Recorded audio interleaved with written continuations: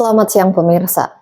Otorita IKN Basuki Hadi Muljono secara resmi melakukan penandatanganan 2 perjanjian kerjasama penting untuk pembangunan Otorita Ibu Kota Nusantara atau IKN, yang terus menunjukkan komitmennya dalam membangun dengan pola yang berkelanjutan, inklusif, dan hijau. Kamis 26 Juni 2025 lalu, Otorita IKN secara resmi menandatangani 2 perjanjian kerjasama penting yang menjadi bagian dari tahap kedua pembangunan IKN.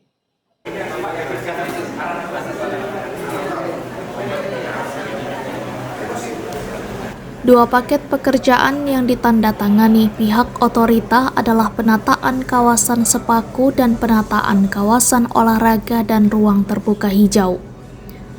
Paket pekerjaan penataan kawasan Sepaku memiliki ruang lingkup kegiatan pembangunan 2 bangunan dan kawasan pasar Sepaku, penataan koridor Sepaku sepanjang 1,5 km, serta pembangunan 10 pos pengamanan. Paket pekerjaan penataan kawasan Sepaku dibiayai melalui Anggaran Pendapatan dan Belanja Negara atau APBN tahun 2025 dengan nilai kontrak sebesar 124,3 miliar rupiah. Sementara itu, paket pekerjaan penataan kawasan olahraga dan ruang terbuka hijau memiliki nilai kontrak sebesar 188,9 miliar rupiah. Kedua paket pekerjaan ini akan dilaksanakan selama 189 hari kalender kegiatan. Yang terhormat para pimpinan tinggi media dan pratama serta staf khusus di lingkungan Otorita Ibu Kota Nusantara dan para tamu undangan yang kami hormati serta rekan-rekan sekalian. PLT Deputi Bidang Sarana dan Prasarana Otorita IKN, Danis Hasumadilaga, menekankan pentingnya menjaga keharmonisan dengan masyarakat selama proses pembangunan. Danis memberikan saran serius agar kualitas dan proses pengerjaan tidak mengganggu kehidupan masyarakat di sekitar kegiatan. Untuk penataan kawasan olahraga dan ruang terbuka hijau, Danis menambahkan bahwa kawasan glamping akan dikembangkan menjadi ruang publik yang fungsional dan edukatif. Jadi prosesnya untuk sampai menjadi tanah kota ini bukan mudah. Mungkin secara besaran uang relatif tidak begitu besar, tapi dari segi pekerjaan ini sangat strategis. Kan ada 2 kelompok pekerjaan ya, ada yang di dalam KIPP itu penataan ruang terbuka hijau, itu di daerah glamping, kemudian juga ada pekerjaan di daerah hutan sana, kemudian ada yang kedua yang penataan Sepaku. Nah, memang dalam penataan Sepaku ini area pasar dan sebagainya itu berinteraksi dengan masyarakat, dan nggak mudah ini. Ya, mudah-mudahan ini manfaatnya atau tujuan dari penataan kawasan Sepaku ini sudah disetujui oleh masyarakat.